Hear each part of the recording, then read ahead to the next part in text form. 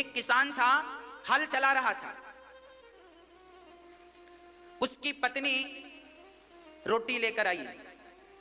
रोटी, वो किसान बड़ा गरीब था, बड़ी मेहनत करता था और बड़ी मेहनत की रोटियां उसके घर थी।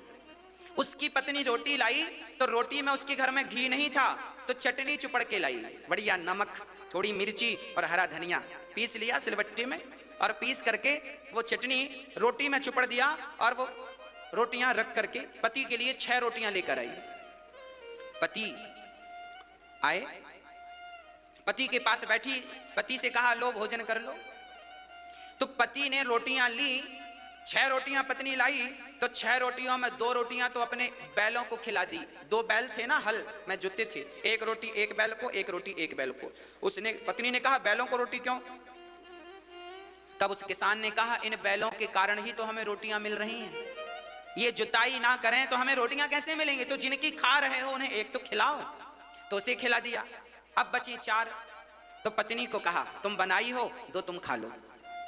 पत्नी बोली नहीं नहीं, हम 2 नहीं खाएंगे, आप मेहनत करते हैं, आप खाओ। नहीं नहीं आप खाओ, 2 तुमने बनाया है, हम तो किसान हैं, हम तो गेहूं ले जाके रख देते हैं, पिसवाना साफ करना, आपने रोटी बनाई, 2 आप खाओ, 2 हम खाते हैं। किसान बड़े प्रेम से रोटी रखा और बस खाने वाले थे कि तभी एक महात्मा जी आ गए। महात्मा जी को देखकर किसान ने, महात्मा जी आइए आइए, अपना वहां आसन बिछा दिया और महात्मा जी से कहा महात्मा जी हमारी ये रोटियां आप पाइए, आपको भूख लगी होगी, भोजन का समय है, आप अकस्मात आए हैं, प्रसाद पाइए। महात्मा जी बोले जरूर पाएंगे। तो पत्नी ने 1 रोटी अपनी और किसान ने 1 रोटी अपनी, 2 रोटी महात्मा जी को प्रदान की। महात्मा जी रोटी खाने वाले थे कि एक बहुत बड़ा व्यक्ति, पैसे वाला बड़ा आदमी, बढ़िया 56 भोग लेकर के महात्मा जी के पास आया। वो महात्मा जी बड़े ऊंचे महात्मा थे, चेला उनके पीछे चलते थे। एक बहुत बड़ा आदमी 56 भोग लेकर आया और बोला गुरुजी आप ये क्या खा रहे हैं? ये इसमें नमक लगा है, घी भी नहीं लगा, ये रोटियां फेंक दीजिए। ये रोटियां नहीं, हम आपके लिए देखो कचौरी लेकर आए हैं, रसगुल्ले लेकर आए हैं, रबड़ी लेकर आए हैं, आपके लिए हम पराठे लेकर आए हैं, ये 56 भोग पाइए, 56 प्रकार का आइटम है।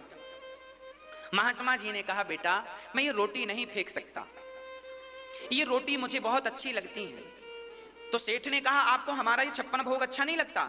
महात्मा जी ने कहा देख तू भी अच्छा है, ये भी अच्छा है, पर तुम दोनों के ये जो अन्न में ना बड़ा अंतर है। ये किसान की रोटियां मैं खाऊंगा ना तो मुझे बड़ी शांति मिलेगी, और तुम्हारा अन्न खाऊंगा तो मेरा मन अशांत हो जाएगा। वो बड़ा आदमी नाराज हो गया, बोले आप हमारा अपमान कर रहे हैं। संत जी बोले कोई बात नहीं। संत जी ने एक हाथ पर रोटी दबाई और एक हाथ पर उसकी रोटियां, उसकी पूड़ियां, उसके रसमलाई रसगुल्ला दबाई एक हाथ में। और वो बड़े उच्च कोटि के महात्मा थे, उन्होंने दोनों को निचोड़ दिया, दबा दिया। जब निचोड़ा तो जो सेठ का 56 भोग था उसको निचोड़ा तो उससे रक्त की धार, खून की धार गिर पड़ी। और ये जब किसान की रोटियां नचोई तो इससे दूध की धार निकल पड़ी, दूध की धार निकल पड़ी। लोग समझ नहीं पाए महात्मा जी ये क्या है। तब उस संत ने कहा सेठ जी से बेटा तुमने ये जो धन कमाया है, ये धन पाप से कमाया है, भ्रष्टाचार से कमाया है, लोगों को लूटा है, लोगों का अपमान किया है, लोगों की आहें तुमने ली हैं, गरीब से गरीब आदमी को भी तुमने 2-2 रुपए लूटा है, और उसकी तुमने रोटियां बनाई तो देखो तुम्हारी रोटियों से रक्त निकल रहा है, और ये देखो मेहनत की कमाई से दूध की धार निकल रही है। अब तुम ही बताओ मैं कौन सी रोटियां खाऊं?